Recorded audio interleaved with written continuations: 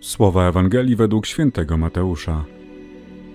Jezus powiedział do swoich uczniów: Słyszeliście, że powiedziano przodkom: nie będziesz fałszywie przysięgał, lecz dotrzymasz Panu swej przysięgi.